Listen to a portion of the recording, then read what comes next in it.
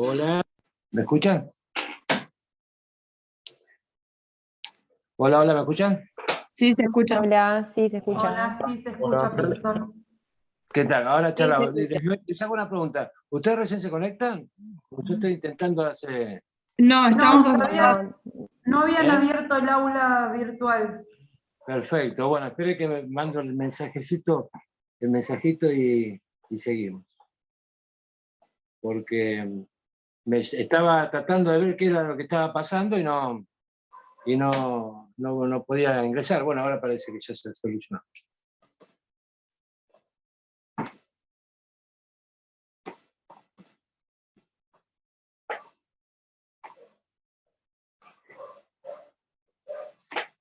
Bueno. Bueno, antes de nada estoy con el celular, porque pensé que era la netbook, pero bueno, ahora me quedo con el celular. ¿Ustedes me escuchan bien? Sí, perfecto. Bueno, Sí. bueno, Sí, perfecto. se escucha Bueno, Se bien. escucha perfecto. bien. Me voy a presentar, porque es la primera clase que tenemos, el miércoles pasado, bueno, por el asueto del Día de la Memoria, no nos pudimos conocer. Bueno, mi nombre es Julio Maggi y a partir de ahora, bueno, hasta que termine el cuatrimestre, nos vamos a ver los miércoles a esta hora.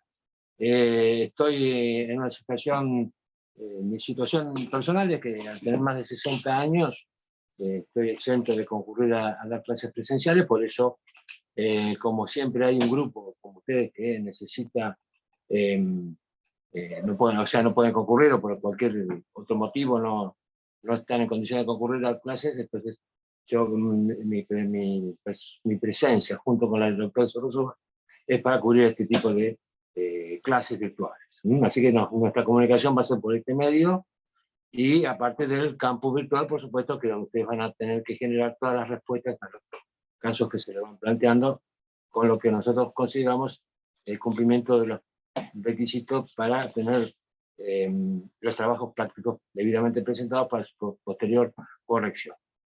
Bueno, antes que nada, acá me pasó el doctor Sorosúa una lista de sus nombres, y ahí como tenemos que tomar lista, entonces voy a ir nombrándolos para ver quién está. No es orden alfabético, porque es una lista que se armó como consecuencia de esta reunión virtual en la cual todavía no estábamos seguros quiénes estaban aquí. Bueno, empiezo a nombrarlas.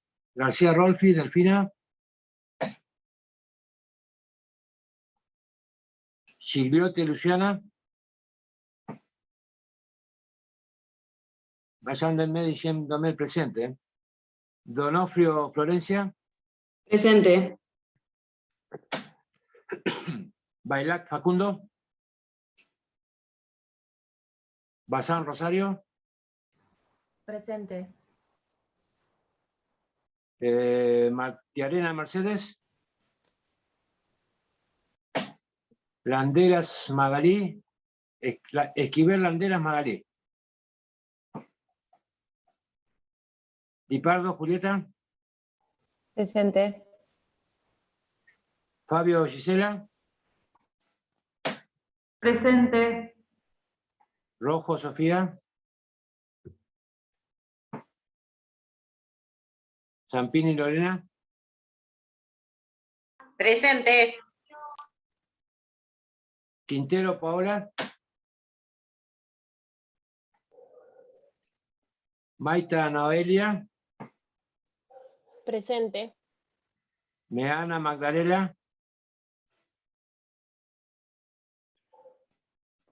Correa, Anabela. Presente. Bustamante, Carpi, ¿puede ser? Florencia. Sí, sí, presente. Buenas tardes. Buenas tardes. Daleo, Dayana. Villarroel, Enzo. Luz, Lautaro. Presente.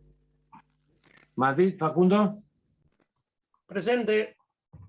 Sánchez, Luján. Reina Castro, Tadeo. Tadeo, Reina Castro, ¿cómo es? ¿Está? Reina Castro, apellido, Tadeo, nombre. Presente. Perfecto. Ferrari, María. Beroldi, Sabrina. Torchelli, Sofía. Veroldi Sabrina estaba Está. por COVID haciendo la cursada virtual y ahora ya está haciendo presencial.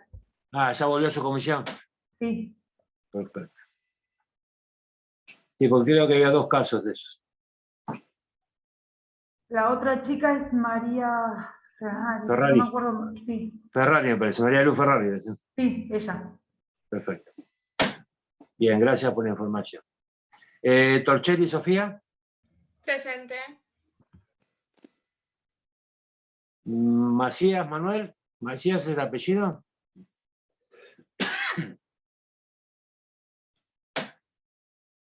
Sanet, Agustina. Presente. Nogueira, Camila. Presente. Bien, hasta acá tengo mi lista. ¿Hay alguien más presente que no lo haya nombrado? Perdón, doctor, le hago una A ver. consulta. Sí. Ledesma Rodrigo no lo dijo, ¿no? No, no lo tengo. ¿Vos estás cursado? ¿Cómo? ¿Ya cursaste ayer y la semana No, pasada? ayer no pude. Ayer no pude y me estaría ingresando hoy a la virtualidad. Ya Bueno. mandé un mail, pero no me han dado respuesta. Bueno, yo te voy a anotar. ¿Cómo es tu apellido entonces? Ledesma Rodrigo Martín. Ledesma.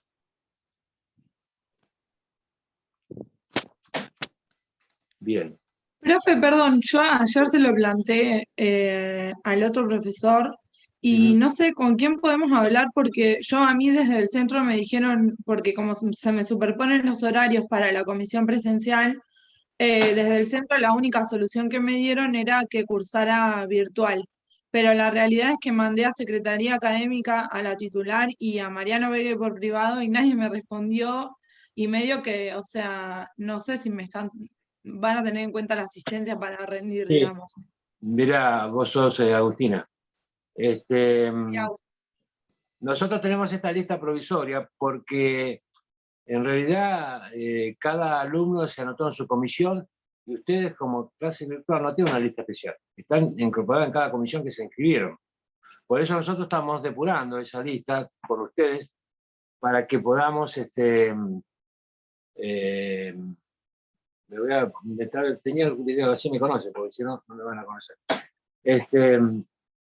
Con ustedes, por eso estamos tomando asistencia para realizar casi la lista de la clase virtual, porque la facultad no tiene un sistema que separa clase presencial y clase virtual en cada comisión. Los incluye a todos por igual y después la comisión se va armando de aquellos que en principio nosotros tomamos contacto con ustedes de esta vía.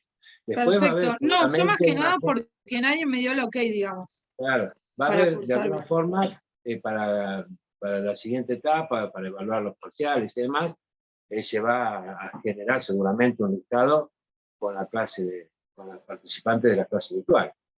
Por ahora no hay un listado especial, a eso voy. Por eso permitimos que ustedes participen y los vamos incorporando, porque ya Mariano nos dijo que en algún momento Vegue se va a realizar esa lista. Y se va a incluir a todos que están de esta forma. Así que bueno. Doctor, si no hay disculpe. Sí, te escucho. Yo estoy Sí. cursando de manera presencial, pero le avisé a la doctora ayer a Costa que por hoy y por la próxima semana no puedo viajar a Mar del Plata. Me dijo que le diera que la cursara virtual. No sé si me puede tomar asistencia. ¿Y cómo es tu apellido? Espera que no te veo. Estás No tengo la cámara, pues estoy del teléfono. Está bien. Bueno, Es decime tu apellido. César Camila. ¿Cómo? César Camila. César Camila. ¿A qué Muchas comisión gracias. pertenece? ¿A qué comisión A la comisión pertenece? 2. Bueno, yo te voy a poner acá que está presente. Después vamos a tener que depurar las listas, así que, pero lo vamos a hacer en otro momento. Bueno, Muchas gracias. Bien. ¿Alguna otra inquietud previa a la clase? Bien, bueno. Tengo entendido, bueno, hoy me comuniqué con el doctor Sorrosúa para ponerme, él más o menos informarme qué era lo que habían trabajado, sobre qué temas se habían ya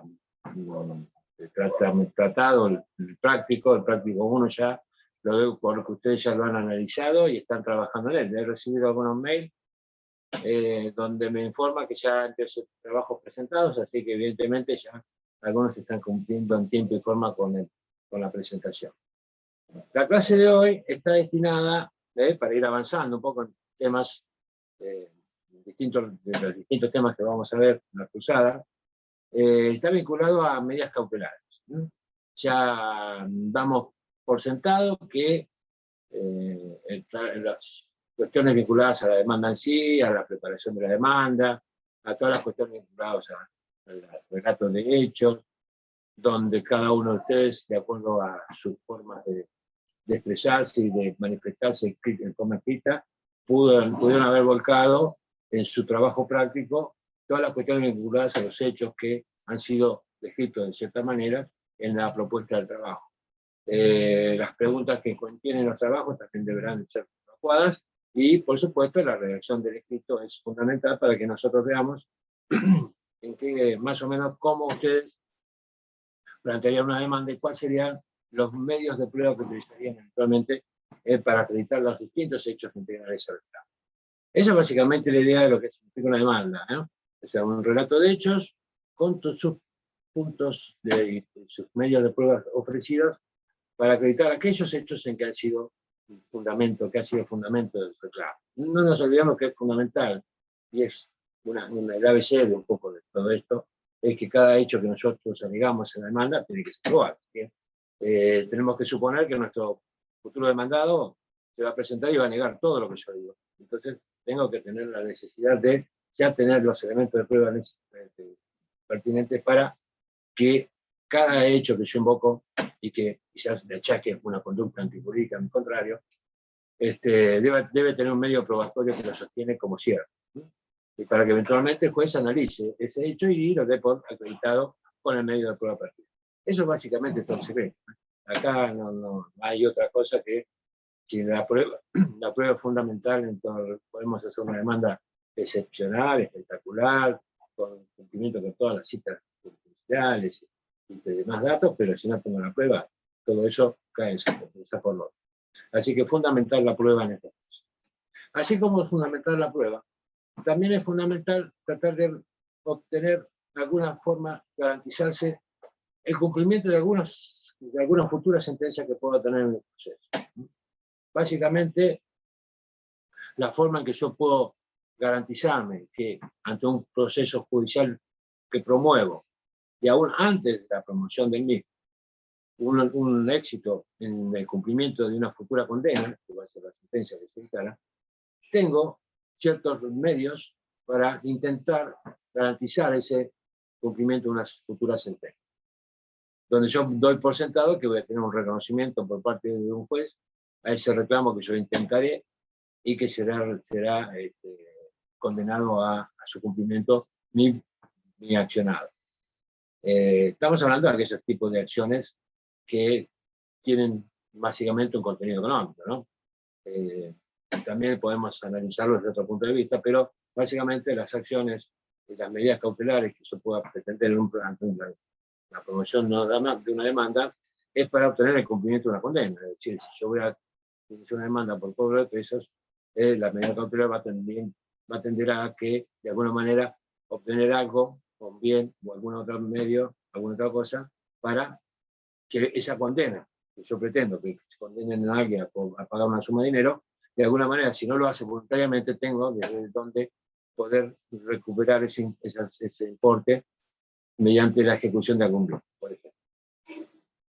Entonces, estas cautelares son aquellas que me permitirían a mí garantizarme el cumplimiento de una futura sentencia que se va a dictar y que todavía, por supuesto, no tengo certeza cierta, de que me van a reconocer ese derecho que estoy invocando y que eventualmente un juez condenará a pagar un importe del que yo estoy reclamando. Estas son las cautelares en general.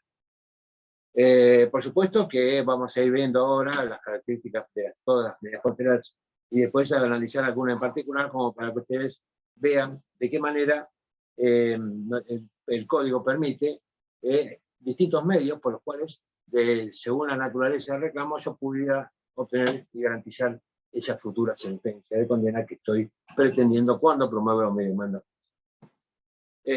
Bueno, creo que todos han visto el trabajo 2, que ya está publicado en el campus. Entonces, cual directamente acá se está preguntando, se está requiriendo que ustedes determinen en las respuestas a esas preguntas que incluyen trabajo, el tipo de medida cautelar que se podría solicitar. Antes de analizar el trabajo, vamos a hablar de algunas generalidades. Por ejemplo, supongo que ya en alguna otra materia procesal, alguna otra, ¿sí? Han visto medidas cautelares. O sea, doy por sentado que ya el tema, de alguna manera ustedes ya lo han tratado, aunque sea de forma muy escueta o de forma limitada, pero en general ya es un tema que de alguna manera ustedes ya lo tienen un poco conocido, ¿eh? Por lo tanto, ya no voy a hacer tanto hincapié en la cuestión vinculadas a los requisitos de admisibilidad de las medidas cautelares. Cuando hablamos de verificación del derecho, peligro de mora, todas esas cuestiones vinculadas a que cuando yo estoy solicitando una medida cautelar debo de alguna manera acreditarle al juez mi verosimilitud en el derecho, es decir, cuál es el motivo que yo tengo para solicitar una cautelar y en qué fundo mi derecho, mi planteo para obtener ese derecho. Esa verosimilitud en el derecho es que cuando más verosimilitud tengo, o sea, más elementos de prueba incorporo al momento de su planteo, me va a dar la certeza que el juez no va a ser tan, o sea, no va a ser tan exigente en estos requisitos porque la prueba y la documentación y la información que le incorporo al momento de pedirla, de alguna manera le alcanzan prima facie para que el juez considere que esa medida cautelar tiene andamiaje y pueda ser otorgada, como todas las cautelares, en audita parte, donde la otra parte no tiene audiencia, no se le escucha hasta que la medida se otorgue, y demás circunstancias que son generales a todas las cautelares. Entonces, esa verosimilitud en el derecho es directamente vinculada a los motivos por los cuales yo estoy planteando la medida y qué fundamento legal tiene mi reclamo. No nos olvidemos que todo el reclamo judicial tiene que tener una apoyatura legal de fondo, donde se le reconoce la posibilidad de su reclamo por vía judicial cuando la parte incumplidora no cumple voluntariamente con esa obligación. Los instrumentos legales nacen de los derechos que puede poseer alguna persona para accionar judicialmente en reclamo de ese derecho y que sea un juez quien le reconozca ese derecho. Así es como se determina la forma legal o el basamento legal de una cuestión de fondo, y que las normas legales también permitirían, de acuerdo a la mayor verosimilitud o menor, obtener cautelares antes de la promoción de la demanda o esperar que deba iniciarse la demanda para poder lograr una cautelar. Eso dependerá de la naturaleza de la cautelar que vamos a solicitar.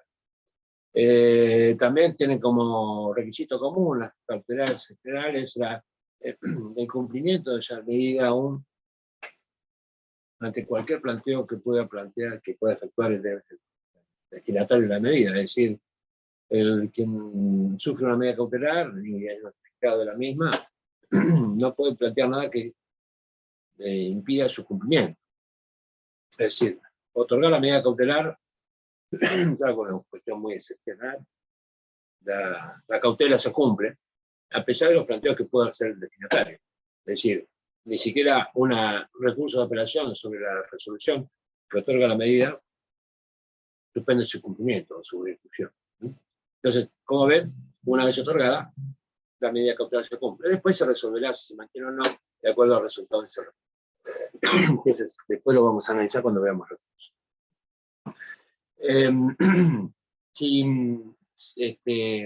Como ven, hay cuestiones vinculadas a las medidas cautelares en general y algunas que están vinculadas a algunas normas o regulaciones del código.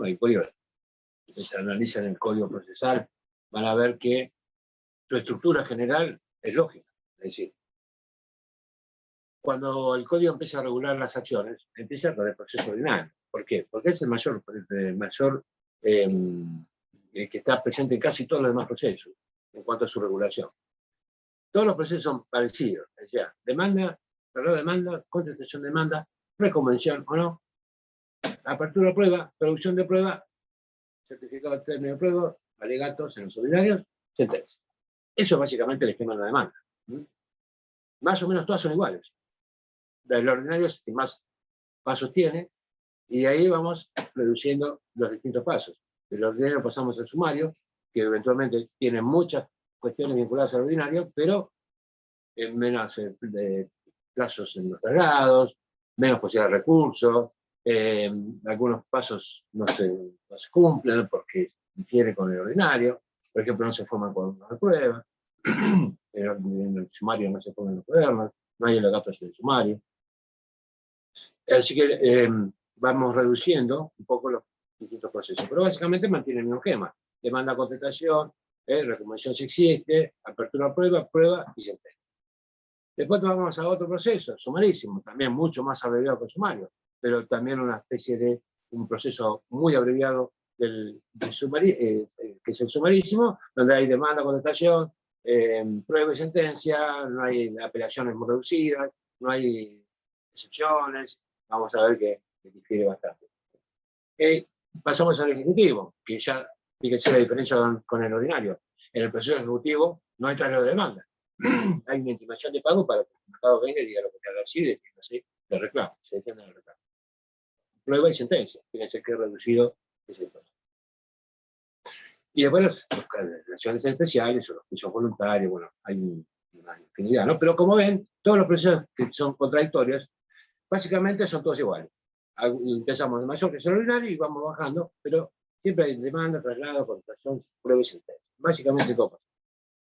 En ese contexto de reclamos, de infinita variedad, porque hay acciones para todo tipo, ¿no? Si ustedes tienen interés en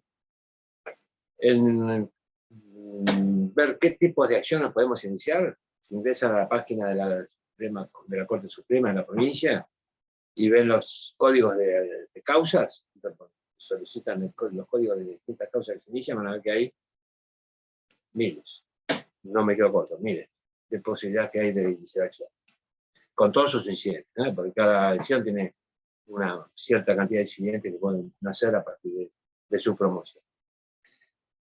Entonces, como vemos, hay cuestiones vinculadas a las medidas cautelares en general y otras específicamente algunas cautelares particulares. Ya analizando el trabajo práctico número 2, que creo que ustedes tendrán acceso y lo tendrán ahora a la vista, hacemos una lectura rápida. El señor Julio Contreras, teniente de estudio y mayorista de panadería, requiere su servicio profesional para lograr el cobro de suma de dinero, en concepto de entrega de insumos para panificados, por la suma de 757. En virtud de una cuenta corriente mercantil, le comenta que se cansó de ir al comercio al señor Roberto Fernández y que le diga que no tiene dinero para pagarle, pese a encontrar siempre el comercio con una nutrida concurrencia de clientes. Asimismo, le comenta a usted que sospecha que su cliente de muchos años cambió de proveedor y delegó la panadería en manos de su hijo, quien al parecer tiene la idea de cambiar la firma.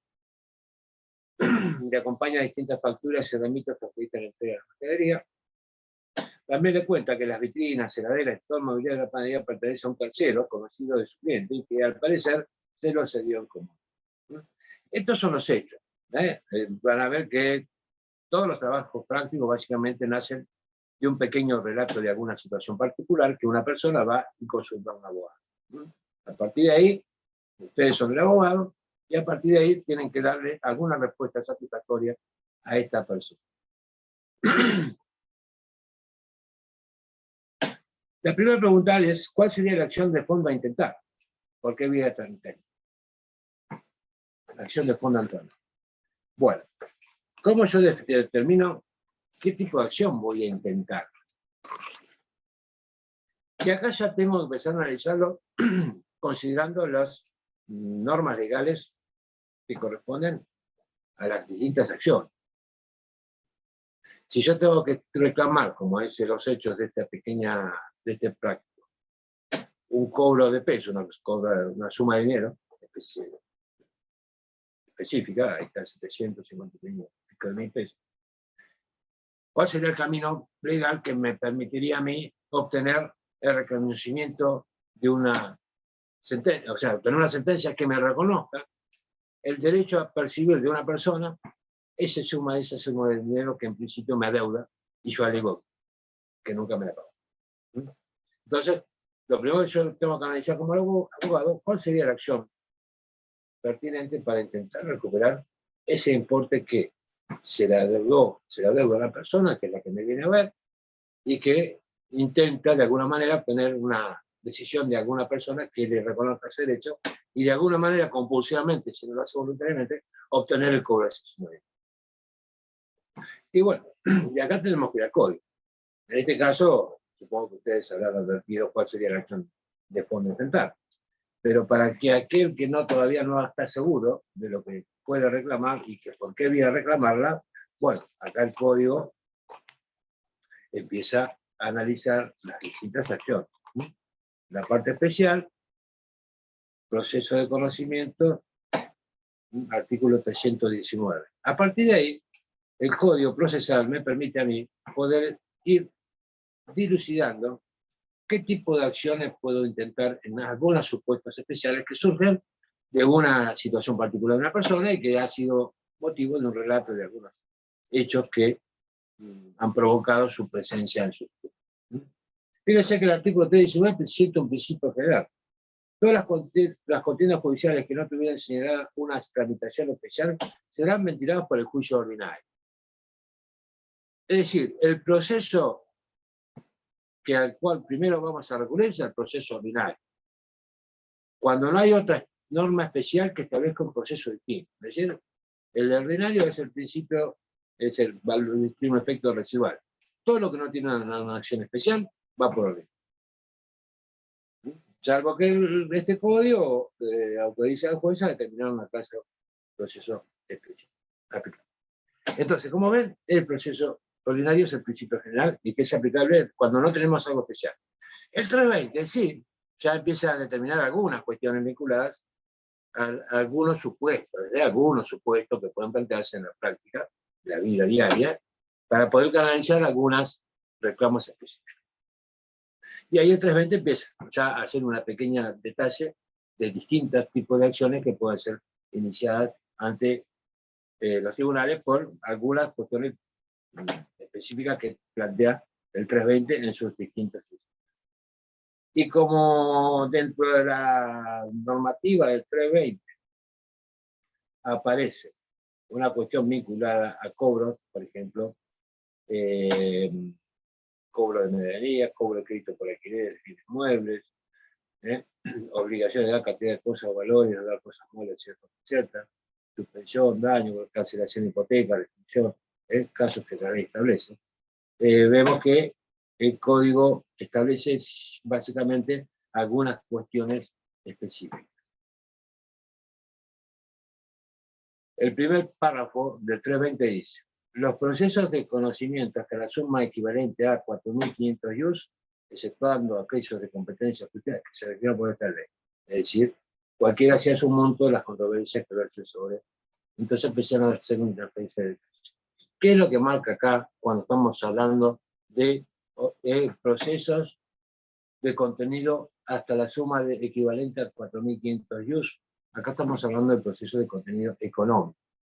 Es decir, el cobro de una deuda debemos canalizarlo por esta cuestión vinculada al proceso económico. Es decir, dentro del trámite establecido en el inciso 1 del 320. Con una salvedad, que tramitarán por juicio sumario, como inicia 320, los juicios hasta la suma equivalente a 4.500 euros. Es decir, todo reclamo judicial que exceda los 4.500 euros, el equivalente en pesos, va a ser ordinario. Hasta 4.500 euros va a ser sumario. ¿Se entiende? Es decir, acá la cuestión del monto establece la diferencia entre cuando vamos por vía ordinaria y cuando vamos por vía sumaria. Establecida cuál es el equivalente, si nuestro reclamo es inferior o superior a los 4.500 euros, que hoy por hoy 4.500 euros estamos hablando de, creo que está a 2.000, algo de 2.000 y pico de pesos euros, así que sacar la cuenta, 4.500 por 2.500 nos va a dar una suma superior a los 752.000 que surge del plazo. Esta cuestión que del reclamo de 752.000 pesos, al ser inferior a los 4.500 yus, al equivalente en pesos de los 4.500 yus, determina que este reclamo se va a canalizar por la vía del proceso sumario. ¿Se entiende la diferencia? Sumario menos de o hasta 4.500 yus provenientes, y de ahí para arriba es ordinario. Por lo tanto, la primera pregunta estaría vinculada con la acción de fondo a intentar y qué vía tramitaría. La acción de fondo sería un cobro de suma de dinero, cobro de peso. La vía de la vía sumaria. Ahí está, me informa Gisela que 2.300 pesos está yus, así que saquen la cuenta y van a ver que los 4.500 yus equivalente en pesos supera el monto que se está reclamando, es decir, este es inferior a los 4.500 yus, por lo tanto iría por la vía suma. Bueno, acá ya tenemos arreglado o contestada la primera pregunta.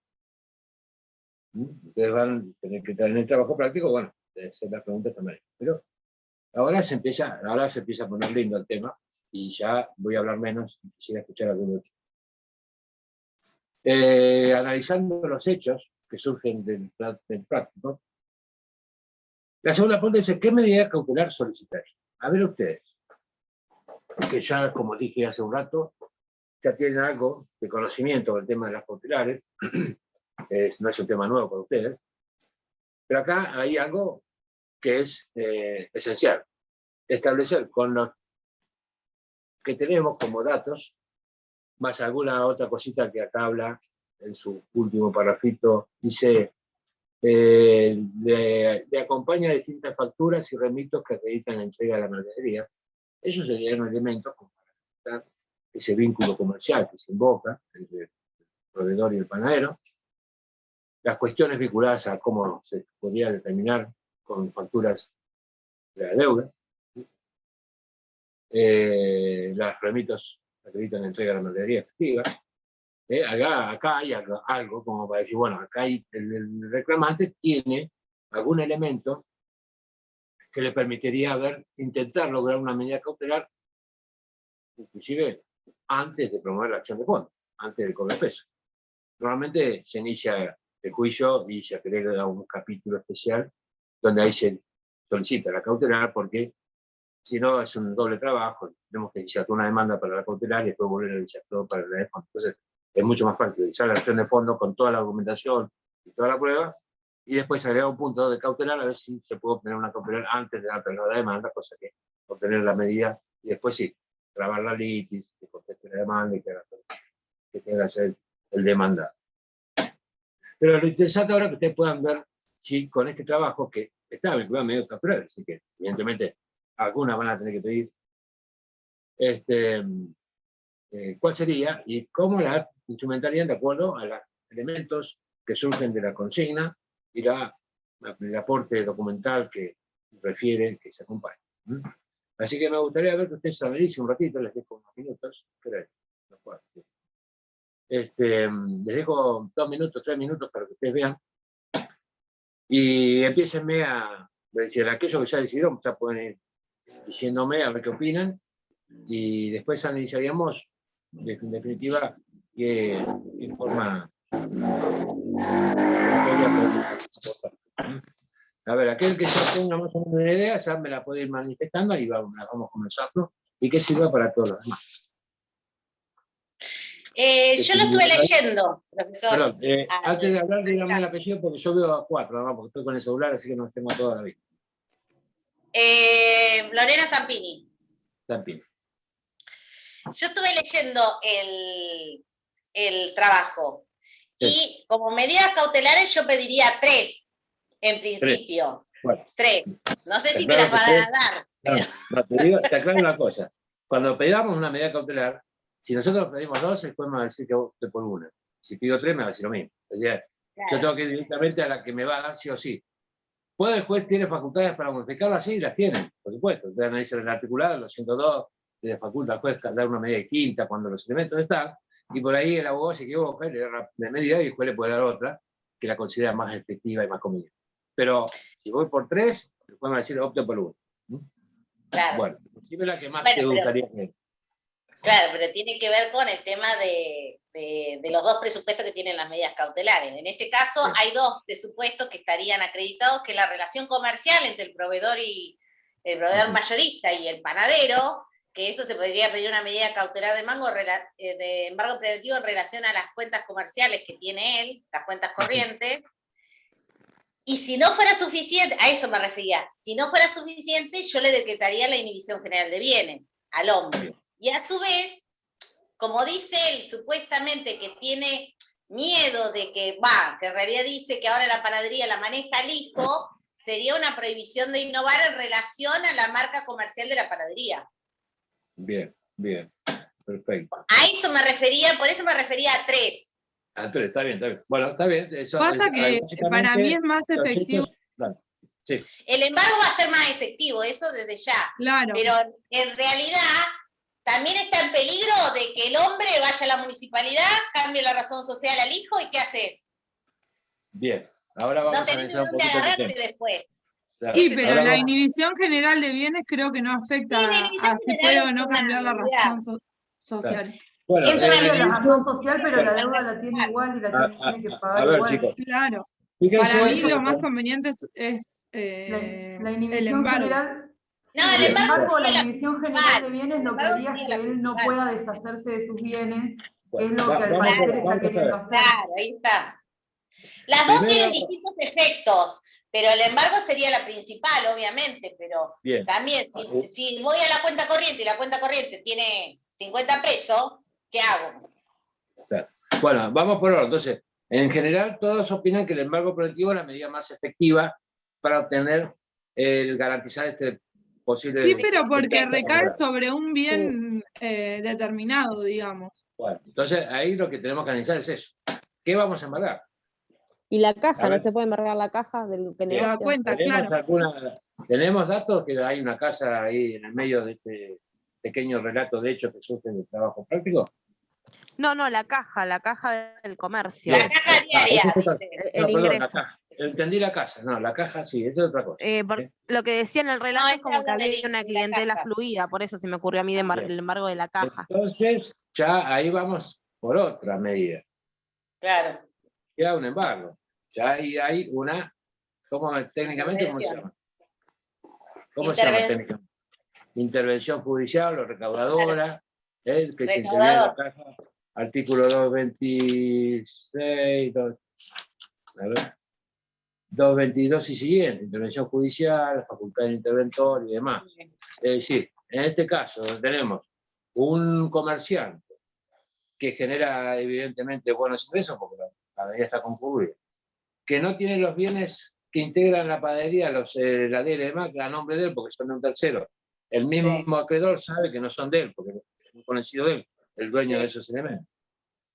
Que sospecha que el padre ya está cediendo todo a su hijo. Intenta desplazar la titularidad del Fondo de Comercio a favor de su hijo. La medida cautelar más efectiva en este momento, que la estoy pidiendo yo hoy, porque por ahí dentro de la semana que viene ya no está más esta persona, está el hijo, ¿cuál sería la que me permitiría lograr, de alguna manera, obtener sumas de dineros que en el futuro las voy a percibir cuando tengo una sentencia favorable, por supuesto? Hasta ese momento la plata va a quedar embargada. Pero ya, por lo menos, ingresa dinero al expediente que me garantizaría a mí cobrar de alguna manera algo de lo que me reconozca después. Entonces, como ven, el embargo preventivo es para efectivizarlo sobre un bien que pertenece al futuro demandado. Acá no tenemos bienes muebles a nombre de él, no sabemos cuál es la condición del local, si es de él o no. El Fondo de Comercio le pertenece. El Fondo de Comercio, seguramente la habilitación establecerá que es él el titular, por ahora, pero él sospecha que puede haber un cambio de titular del fondo. Es decir, si vamos por el embargo preventivo, no tenemos nada para embargar. Si vamos por la inhibición, sí, es una medida que le afecta a la persona inhibida que le impide disponer de bienes, pero en realidad no le sirve para mucho para el actor, que quiere ver de qué No manera es productiva para el cobro de garantizar pesos. su situación. Le va a servir quizás como la medida cautelar que es una medida cautelar subsidiaria al fracaso de un embargo preventivo. Es decir, la inhibición es cuando yo no tengo nada para poder trabar embargo, entonces la inhibición me garantizaría que esta persona, si tiene algo a su nombre, no lo va a poder disponer. Y el día que tenga que disponer algo, va a tener que venir a pedirle el levantamiento. Y ahí me tendrá que pagar. Pero eso de la inhibición es para eso, es para que en algún momento esta persona, si tiene algún bien, que lo cual desconocemos, deba pedir que se levante para poder disponerse bien. Y ahí va a tener que venir a arreglar mi juicio. Pero en este momento, al momento que la pide, no me garantizará. Todavía no sabemos si tiene bien, si no tiene. Solamente es, y como medida que es subsidiar el embargo. Fracaso en embargo, yo intento trabar el embargo sobre algún bien del deudor. Fracasa, ¿por qué? Porque no está el nombre de él, porque me plantea una tercería, me la gana, lo que sea. Bueno, pido la inhibición porque si en algún momento esta persona tiene algo y quiera disponer. Entonces, el embargo preventivo, en principio no podíamos efectivizar, salvo que yo, como persona, como acreedor, sepa que ese local, la propiedad es el titular de dominio del local, el deudor, y conozca los datos del bien como para poder embargar. Si yo tengo todo eso, bueno, voy directamente y le embargo el local. Pero esto no está en la consigna. Así que evidentemente no está previsto esta medida para solucionar o contestar este trabajo práctico. La inhibición ya les dije, es supletoria, a la falta de otra medida. La prohibición de contratar, como decía Zampini, también es otra medida que puede hacer, pero lo que va a lograr es tratar de no transferir el Fondo de Comercio. Sí. Pero nos quedamos con eso. No, tampoco me garantiza en un futuro el cobro del crédito que se me reconoce. Intervención de la caja, yo creo que la mía más. ¿Por qué? Porque me permite a mí obtener de alguna manera que un porcentaje de sus ingresos sean retenidos y depositados en una cuenta a la orden del juez, y que en algún momento el juez, una vez que me reconozca a mí mi derecho en una sentencia que firme consentida y que haya terminado todo el proceso, pueda empezar a percibir ese crédito que se me va a reconocer en el futuro. Por eso en estos casos de los cobros de pesos, y pretendemos obtener una intervención judicial, una intervención de caja, o como le llaman algunos, intervención colectora, ahora se llama colectora, parece. Es una medida que requiere,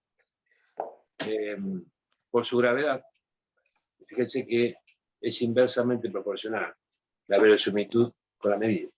Cuando menor es la verosimilitud, el juez va a exigir más, como otro requisito de las medidas cautelares, más contracautela, más garantías en cuanto a la posibilidad de otorgarlo o no.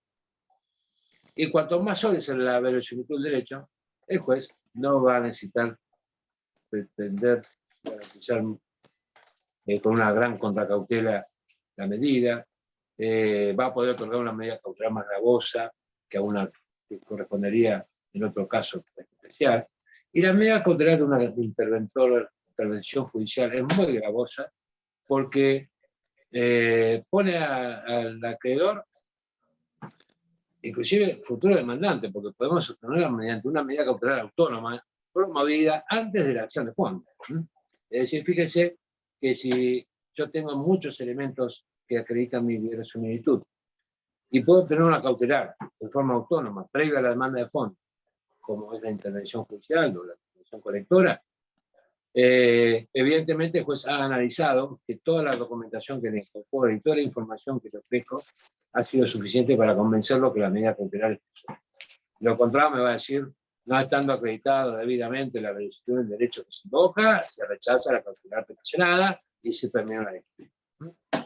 Entonces, cuanto más grave la medida, porque afecta a los derechos de forma inmediata, acá le empiezan a retener plata el mismo día que el interventor toma la posesión, y a partir de ahí, esa plata entra la cuenta y se verá después su destino final, dentro de años.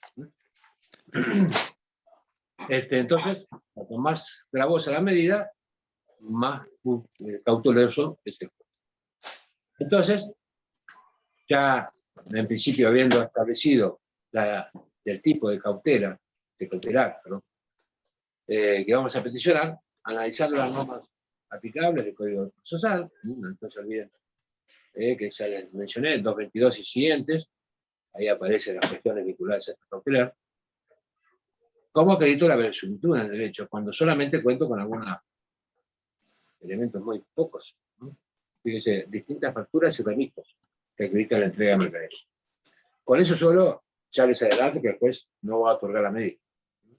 Va a requerir más elementos probatorios que den al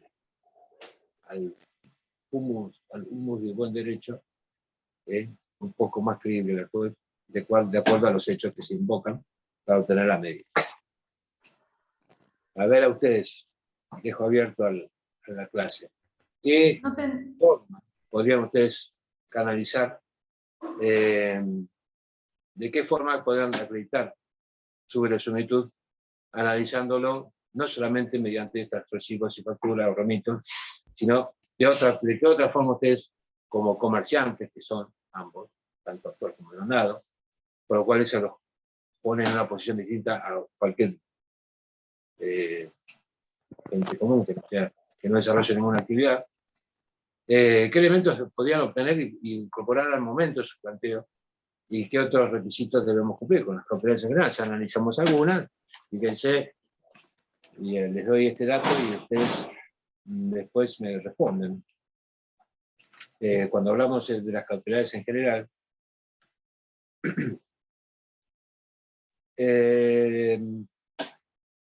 el artículo 197 les da una pauta para poder responder lo que yo estoy preguntando.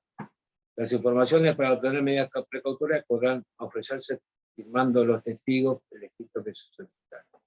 Es decir, acá puede haber alguna cuestión vinculada a la declaración de testigos, cómo se ofrecen esos testigos, de qué forma inmediata se realizan estos trámites previos para que la medida cautelar no se demore un mes en que el juez la pueda otorgar, porque yo tardo un mes en llevar toda la papelería, o toda la información, o toda la documentación necesaria para obtenerla. Acá la idea es iniciar la demanda, un trámitecito sumarísimo y obtenerla, ¿no? O sea, forma más urgente posible. Entonces, en base a esta información que yo les suministro, el artículo 197, el 222, ustedes tendrían que ver de qué manera ofrecer algo al juez para convencerlo que me otorgue esa medida de intervención. Una pregunta, profesor. ¿En la exhibición de los libros comerciales? Bueno, ahí tenemos una forma de acreditar la relación comercial. Ahorrarnos mucho tiempo, porque exhibir los libros implicaría que el juez debería analizar los libros, y el juez no es contador, no tiene mucho conocimiento de eso. Así que sería medio engorroso, porque yo podría en principio exhibir los míos, no es mi contrario. Pero sí podemos obtener una información mediante alguien capacitado para hacerlo, y que la ley que regula su profesión le otorga valor importante a ese documento que pueda emitir, y que es un elemento importante para el juez. Pedir una prueba pericial sobre, o de un perito grafológico, por ejemplo, de la firma de los remitos, cuando recibe la mercadería tiene que firmar. Exhibir el contrato.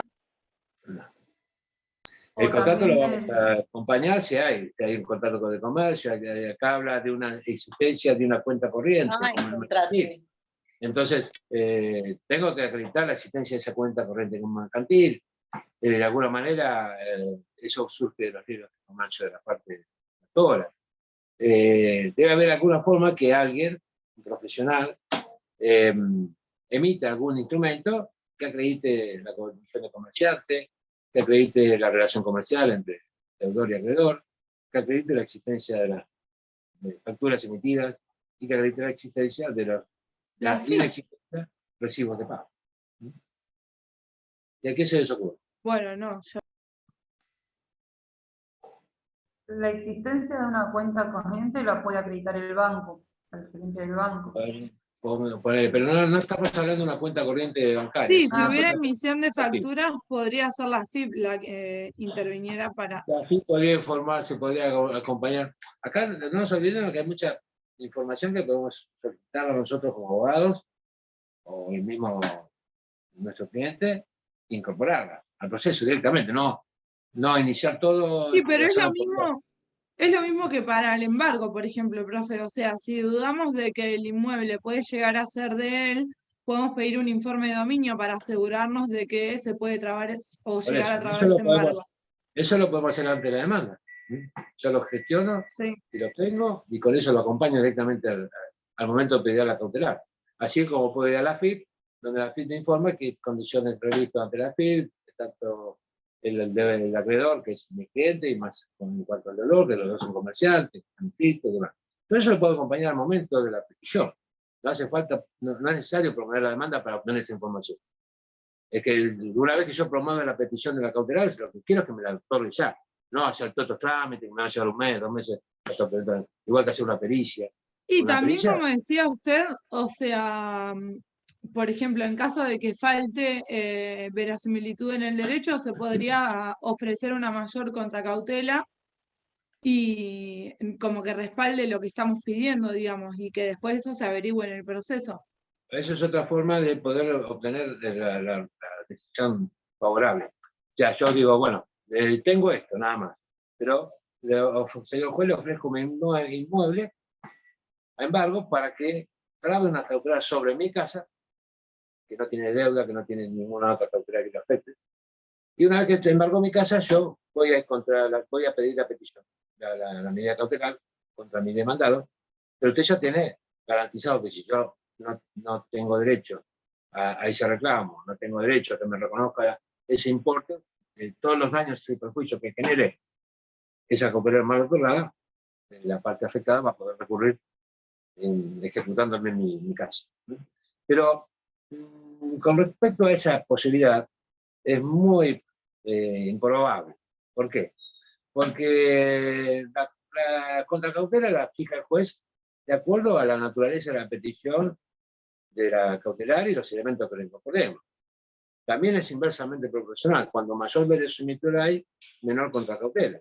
La mayoría de las medidas cautelares, salvo alguna rara excepción, se otorgan con caución juratoria. Ya no se ofrece ningún bien embargo, solamente ya el solo hecho de pedirla, el juez considera que se hace responsable que la pide los perjuicios que caen, que ocasione, sin pedir ni siquiera la caución juratoria, que era un juramento ante el secretario que decía, yo juro que si le pasa algo porque pide una mal cautelar, me hago responsable de daños perjuicios. Eso ya está dentro de la petición. Yo lo pido, me van a hacer responsable, haya caucionado, no haya caucionado los perjuicios del campo. Pero yo insisto con esto, ¿qué elemento puedo comparar? Porque eso existe, pero evidentemente nadie de ustedes lo ha escuchado o lo relaciona con lo que estoy hablando.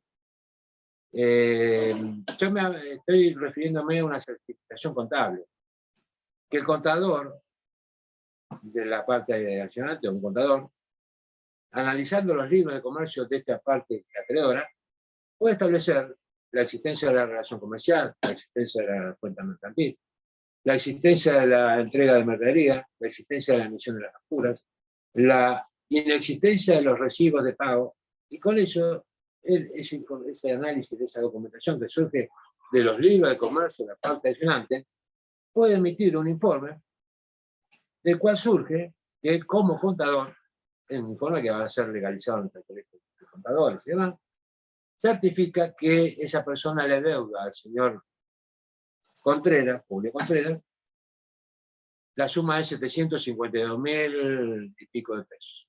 Eso O sea, básicamente, perdón, era todo lo que dijimos que podía llegar a ser el abogado, pero tiene más relevancia si lo hace un contador, digamos. ¿Por qué? Porque al ser, yo le dije que la particularidad que revestía esa cuestión es que eran los dos comerciantes. Ustedes saben, cuando hay dos comerciantes que se están disputando una cuestión ante los tribunales, los libros de comercio tienen un valor fundamental para ellos, tanto para el contrario como para el propio. Yo no puedo desconocer como comerciante lo que surge de mis libros. Entonces, esa relación que existe entre comerciantes es muy importante a los finales de un reclamo judicial. Esta cuestión es comercial. Los jueces son civiles y comerciales. Acá estamos analizando una cuestión comercial, donde los comerciantes se pueden ventilar cuestiones judicialmente, pero su condición de tal les garantiza, o por lo menos los pone en una situación distinta. Por eso le dije, es una cuestión entre comerciantes distinta a la cuestión entre civiles, que no son comerciantes. Acá tenemos muchos elementos que podemos utilizar, tanto por el actor como por el demandado, en este caso por el actor, para poder obtener una cautelar de esta naturaleza, una cautelar grave, como insisto, porque es retener un porcentaje de sus ingresos al afectado, y su condición de comerciante le permite acreditar mayor verosimilitud del derecho cuando se analizan sus vidas. Y este profesional, que es un contador, la ley que regula su actividad, establece la posibilidad que estos contadores puedan emitir este tipo de certificados con valor legal a los fines de su presentación en proceso. Entonces, analizando en conjunto toda la normativa vigente, vemos que este informe de un contador es un elemento fundamental que se voy a incorporar al momento de la petición de la cautelar. Después va a analizar lo que dice un contador sobre unos libros de comercio. Que el contador no puede mentir, en principio, supone que la cuestión es formal y legal, y lo que diga el contador para el juez en principio no tiene por qué conocerlo o por qué dudar. Así que si este informe del contador, que acompañe, con la papelería que se acompaña, más la posibilidad de recurrir a lo que establece el artículo 197, código, que dice la declaración testimonial. Esto es lo que se llama en la jerga judicial la información sumaria, o información de abono.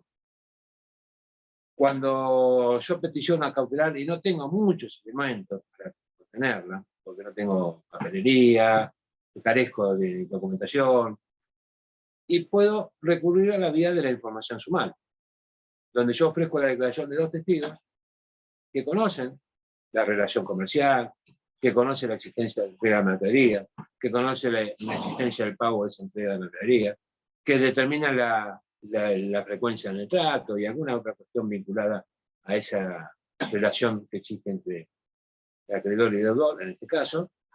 Ofreceré la declaración de estos 2 testigos para también reforzar tal tema. Esto es lo que se llama la información sumaria o información de abono, que también la voy a incorporar dentro de mi pedido. En el capítulo destinado a obtener la medida cautelar, nosotros, en 195, ¿qué me dice? Primer artículo vinculado a las medidas cautelares. Las medidas cautelares podrán ser solicitadas antes o después de deducida la demanda, por eso le decía, puede ser antes. A menos que la ley establezca que debe establecerse previamente. Es decir, en el caso que la ley dice, no, para usted obtener una cautelar tiene que iniciar la demanda. Después vamos con otro. En algunos supuestos se puede iniciar antes de la acción de fondo. El escrito deberá expresar el derecho que se pretende asegurar. Acá aparece el término, lo que llamamos verosimilitud del derecho. El derecho que se pretende asegurar. La medida que se pide, embargo, intervención, inhibición. La disposición de la ley que se funda. Acá tenemos que ver qué ley me da derecho a peticionar. Yo voy por un cobro de pesos, aparece una deuda. Entonces tengo las normas de fondo, las normas civiles, las normas comerciales, la relación entre comerciantes, Perdón, profe, en ese caso solamente la enumeraríamos, suponiendo que sean varios artículos, los enumeramos y ya. No, ¿de qué? ¿A qué te refieres? No te entiendo. ¿Qué te refieres? Cuando tenemos que hacer alusión a la norma en que fundamos la petición. Sí, vamos a ir a las normas de fondo, en este caso son comerciantes, iremos a las normas vinculadas a la relación entre los comerciantes y analizaremos qué norma es la que se vincula con una deuda entre 2 comerciantes y la posibilidad de accionar judicialmente para su reclamo. Hay dentro de toda la normativa de fondo, va a haber normas vinculadas a los reclamos judiciales. Es decir, que ir a buscar el código comercial y mirar cuál es la norma que corresponde. La posibilidad, entonces, la disposición que se funde y su cumplimiento y el cumplimiento de los requisitos que corresponden en particular a la medida que requerida. Es decir, yo pido un embargo preventivo, tengo que acreditar que el bien está a nombre del afectado. Pido una medida cautelar, tengo que acreditar que, en este caso, cuando pido una intervención de la caja o un interventor recaudador o colector, ¿qué es lo que tengo que acreditar? A ver. La relación comercial, como decíamos antes. Tengo todo eso, ya tengo todo acreditado, pero lo más importante, ¿cuál es? ¿Cómo sabe el juez que el comercio está a nombre de mi deudor? Por los datos que va a ofrecer el contador que va a hacer el informe. Bien, está bien. ¿Y cómo acredito que la caja que voy a intervenir es de mi deudor? Y todo eso, por lo que entendí, lo iba a incluir el especialista, el contador, digamos, en el Pero el informe contador completo no que tiene haga. acceso, el contador tiene acceso al libro del acreedor, no del deudor. Y el libro del acreedor no surge si ese comercio está habilitado a nombre de Juan Pérez o de mi deudor. Podría pedir documental en manos de terceros para que me Pero si den yo los libros de la otra persona. voy a esperar Y- que mi deudor me presente una En la documentación. municipalidad, las Iba a decir, habilitaciones. en la municipalidad el tema de la habilitación. ¿Saben cómo lo soluciona la práctica esto? ¿Un Pidiéndole al juez. reconocimiento judicial? No. Pidiéndole al juez. Yo podría llegar a obtener esa información en la municipalidad. Es probable que sí. Es probable que yo obtenga un informe de la municipalidad que ese comercio llamado Panadería La Media Luna Triste pertenece a Juan Pérez o al señor, ¿cómo se llama nuestro demandado? Roberto Fernández. También de la FIP, también. También. Pero la única forma que el juez autoriza este tipo de cautelares es acreditando que ese comercio está habilitado a nombre de Roberto Fernández. Y la única forma de establecer que ese comercio está habilitado a nombre de Roberto Fernández es mediante un informe municipal. Entonces, supongo que habrán visto en los comercios que está un cuadrito que dice habilitación y los datos. Entonces, si van a un comercio... Sí, incluso creo que tienen hasta un código QR para escanear y poder ver la habilitación. Bien. Entonces, esa habilitación tiene que estar exhibida en el comercio. ¿Qué es lo que le decimos al juez? Entonces, para evitar a ver si no tengo esa información, ¿cómo igual obtener la medida cautelar supeditado a esa circunstancia? Y que el juez así lo va a resolver. Es que le voy a decir, señor juez, bueno, acá tengo todos los elementos que acreditan que esta persona me debe 751.000 y pico pesos. Tengo la certificación contable que establece la relación comercial, la existencia de la cuenta mercantil, la entrega de mercadería, la falta de pago, además. Surge de este informe contable que me debe ser. Tengo la documentación. Ofrecí la declaración de testigos que dan fe que existe esa relación comercial, que yo le entregué mercadería, que no me la pagó. Los dos testigos son contestes en que esa es la situación real. Solicito la medida cautelar de una intervención judicial, se designa un perito interventor para que una vez pagado el cargo, fíjense las normas, le da un poco de letra, proceda a retener un porcentaje de los ingresos que el juez va a establecer, entonces 15, un 20, un 30%, eso lo va a determinar el juez, de los ingresos brutos, diarios que tenga el comercio, que la intervención no va a establecer, no va a inmiscuirse en la administración del comercio, solamente el interventor tomará posesión del cargo, cosa que se va a hacer por mediante un mandamiento de posesión, ¿no? Con la intervención de un oficial de justicia que lo pone en posesión efectiva de su cargo de interventor, y a partir de ahí se sienta en la caja y empieza a decir, bueno, de estos 100 que entraron, 30 para mí y 100 para la caja. De estos 50, 15 para mí, y retiene esa plata, se la va llevando, de cada ingreso se lleva el 15, el 30, el 20, el 10%. Pero todo eso supeditado que al momento de la toma de posesión del interventor, el oficial de justicia acredite, bueno, Janet, nos vemos, acredite que el local está habilitado a nombre del señor Roberto Fernández. Es decir, que si yo no tengo esa información, no tengo ningún informe de la municipalidad, voy a solicitar la medida. Por supuesto, yo tengo que estar re seguro que el comercio está habilitado a nombre de él, hoy, al momento de efectivizarse la medida. Es decir, yo voy a ir ayer a reclamarle, mirá, me pagá lo que te debo y voy a ver el cuadrito de la habilitación y me voy a confirmar que está a nombre de él. Entonces yo tengo que estar bastante seguro que esa situación está, como para que el oficial de justicia, al momento de tomar posesione el cargo el interventor, le pida el cuadrito, diga, sí, este comercio está habilitado al nombre de Roberto Fernández. Por lo tanto, se va a efectivizar la medida, se lo pone en posición de intervención en el cargo y ahí empieza a recaudar.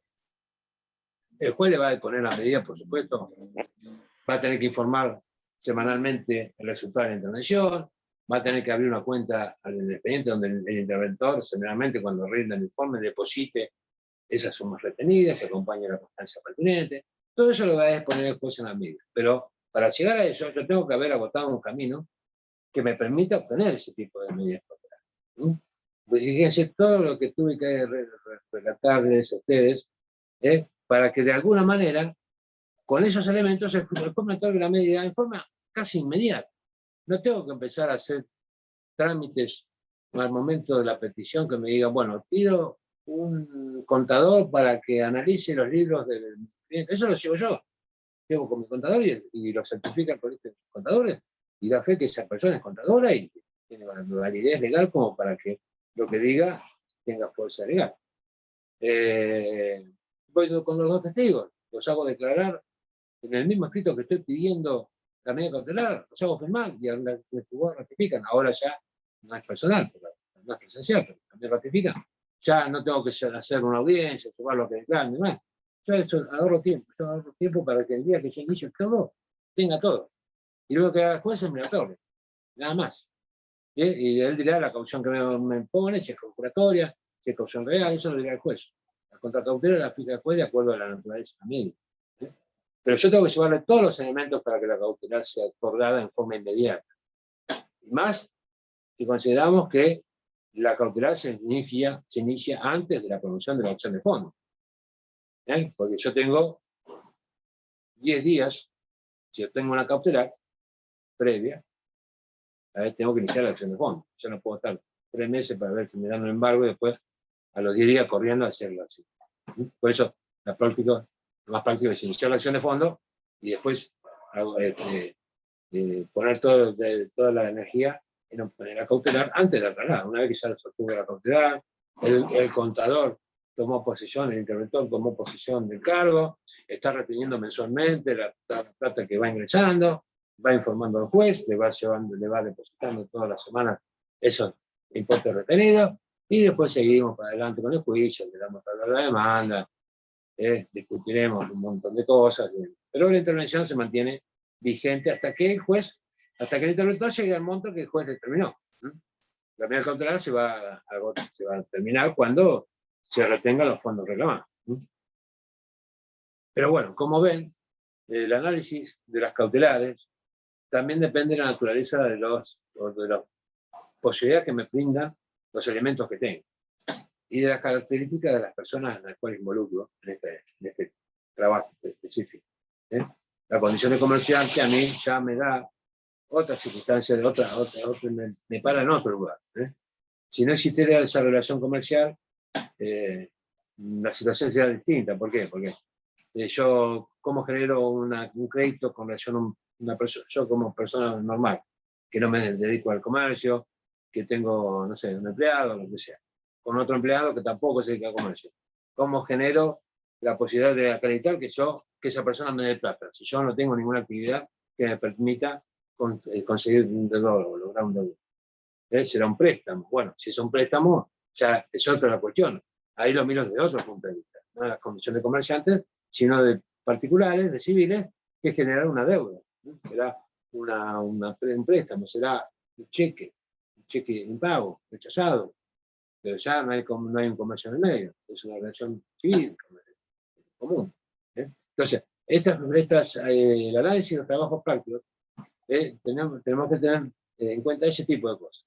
Acá estamos hablando entre comerciantes, y eso ya nos para en otro lado. Y ahí analizamos las cautelares, en este caso, desde otro punto de vista. ¿Se entiende a dónde apunto?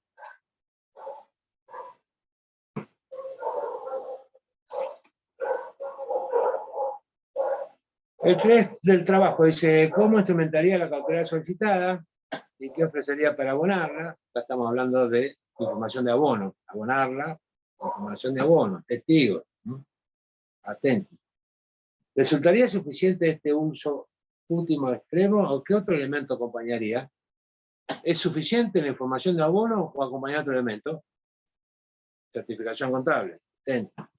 No se olviden de nada de lo que les dije. Esto me parece que está grabado, así que véanlo de nuevo. De fracasar un embargo preventivo, ¿qué otra medida solicitaría? Bueno, acá ya estamos, ya lo hablamos. En embargo preventivo es imposible porque los únicos bienes que en principio estarían dentro del comercio no son de él. Ya está reconocido por el mismo acreedor que pertenece a un tercero. Así que la medida que vamos directamente es la intervención. La 3. ¿Cómo instrumentaría la cautelar solicitada y qué ofrecería para abonarla? Si yo voy a pedir vamos a ir para no superponer la respuesta de la actual. Digamos que elegí el embargo preventivo. Ya dijimos que era medio difícil porque desconocemos algunas cuestiones vinculadas a la titularidad del inmueble y sabemos que los bienes muebles no son. Si vamos a la intervención judicial, la papelería que tenemos no nos alcanza. Entonces, ¿qué ofrecería para abonarla? Cuando digo abonarla, es cuando hablamos de los testigos que habla, o que refiere el artículo 197, que en la técnica o en la jerga judicial se llama información sumaria o información de abono. Surge el nombre de abono por esto, porque para abonar la existencia de la deuda, los testigos son los que van a declarar sobre la misma, o sea, el vínculo comercial, la relación comercial, la existencia de entrega de mercadería, la falta de pago de la misma y demás. A esto se llama cuando dice, ¿y qué ofrecería para abonarla? Abonarla es el ofrecimiento de los testigos. ¿Resultaría suficiente este último extremo? ¿Qué otro elemento acompañaría? Bueno, acá les vuelvo a decir, no solamente alcanzaría la declaración de los testigos, de 2 testigos que ofrezco, que por supuesto son testigos que conocen el vínculo comercial. No puedo traer como testigo a gente que desconozca la relación comercial entre ellos. ¿Qué otro elemento? La certificación contable, lo que acabo de referir hace un rato. Un contador, el mismo contador de la empresa, del acreedor, analiza los libros de comercio de su cliente, de la parte acreedora, y emite este informe o esta certificación contable con todos estos elementos. La existencia de la relación comercial, la existencia de la entrega de mercadería, la existencia de las facturas impagas, la existencia del no pago de estas facturas. De fracasar el embargo preventivo, ya lo fracaso. La medida cuál será la intervención judicial. Esta pregunta tendría que estar arriba, al otro lado. Pero bueno. Bueno, lo que le queda a ustedes es redactar el escrito,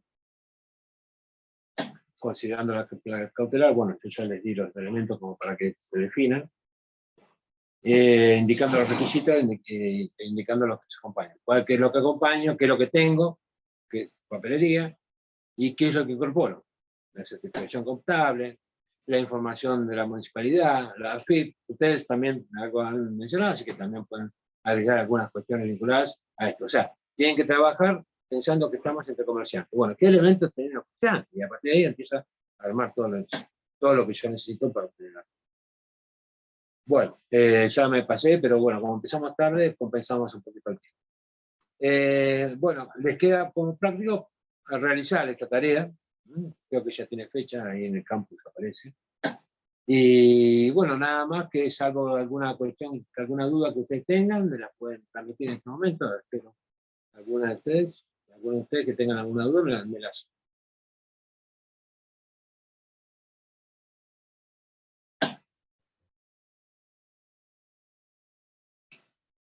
Bueno, veo que... Le hago una consulta, profesor. ¿Es un escrito o se hace tipo demanda? No, la demanda ya la hicieron. En teoría, el primer trabajo. O sea que es un escrito simple. El punto vinculado a la cautelar, que integraría una demanda. Por eso, un escrito simple. Perfecto. La diferencia que tiene con la demanda es que ustedes los hechos ya lo relataron la demanda. Sí. El punto estaría vinculado solamente a la cautelar. Ustedes acá van a tener que hacer una pequeña referencia a los antecedentes. Para poder solicitar la cautelar. Y ahí empiezan a desgranar la documentación que incorporan, una factura, remite, demás, y documentación que incorporan como extra del trabajo.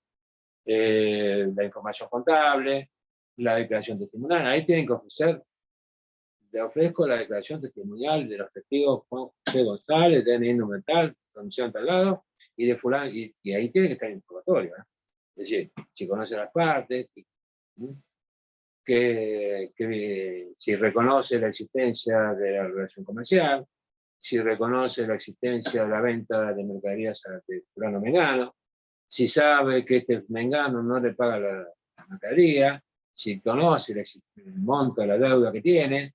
Bueno, 4 o 5 preguntas vinculadas al caso concreto, y que las respuestas van a ir pregunta con la respuesta de Juan, pregunta con la respuesta de Pedro, y ahí concretamente les solicitamos, bueno, en virtud de todo lo expuesto, la documentación acompañada, y lo expuesto al artículo 222 y siguiente, solicito, decreto, intervención judicial de comercio, plano tal, de calle tal, que pertenece, siempre y cuando el mismo tenga su nombre, o que conforme se repita con el informe de la municipalidad, ya el mismo se encuentra habilitado a nombre del deudor.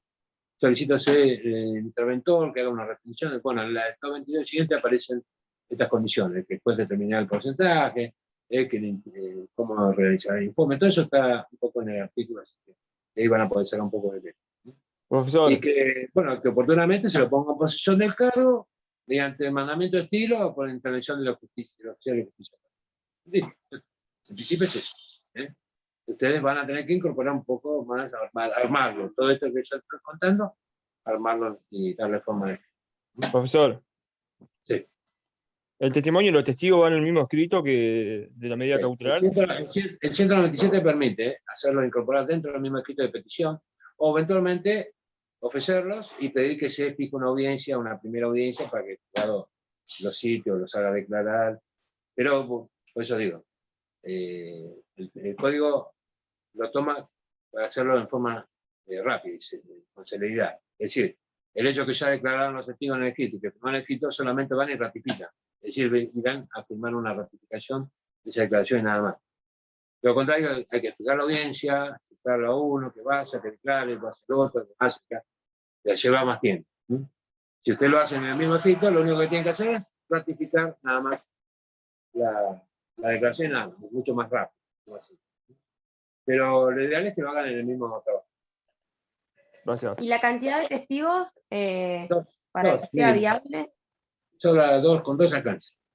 Con 2 alcances. Con 2 que sea, o sea, que digan más o menos lo mismo. No con las mismas palabras, pero que se refieran a lo mismo. Profesor, disculpe, ¿tiene algún mail para dejarnos por si tenemos consultas o por el campus? Tomen Julio César Maggi, con doble G, todo junto, minúscula, @gmail.com. Bastante simple para no confundirlos.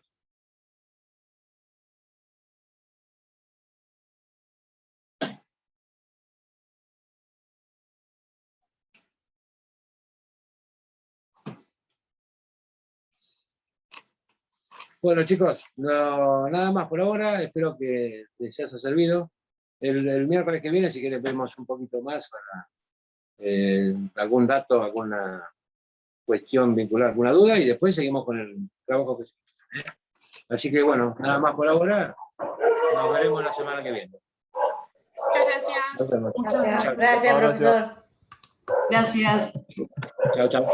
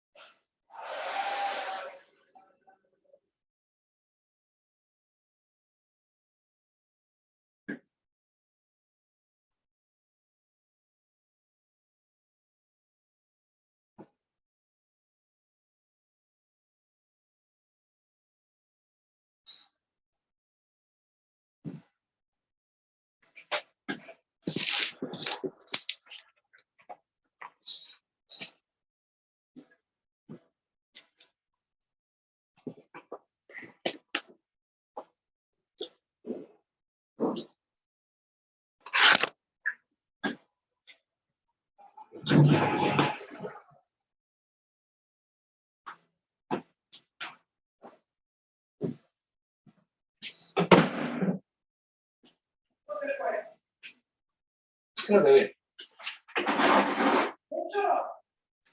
Eso como veis, y pico. Sí, pero entonces lo habilitan, no me acuerdo, habilitan a las 5. Sí, arrancó tarde. Mirá, no sé, yo nunca tuve problemas, por eso en el grupo está Mariano Vélez, pero...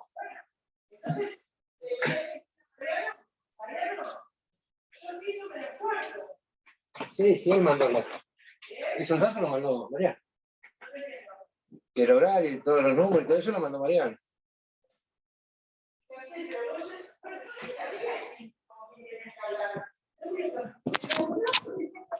Bueno, yo supongo que Mariano será porque después te mandó sus datos. Bueno, será Mariano.